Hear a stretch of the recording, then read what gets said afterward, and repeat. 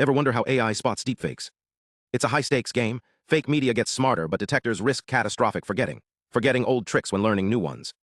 Traditional models are like students who cram for one exam. They fail when faced with fresh fakes. Enter KAN's Kolmogorov-Arnold Networks. These adaptive models use local plasticity to learn new tasks without erasing old knowledge. But they're built for math, not high-res images. Their local approach falters when tasks overlap. Researchers fixed this with two breakthroughs. Domain group KAN Detectors, DGKD, use radial basis functions, RBFs, to tune adjustable lenses, spotting pixel distortions and lighting anomalies.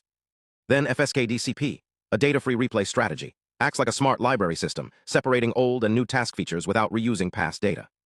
This framework outperforms existing methods, slashing forgetting while boosting accuracy. No old data needed, great for privacy. AI isn't just detecting fakes, it's evolving to stay ahead. Stay curious, next time you see a deepfake, remember, science is winning the race.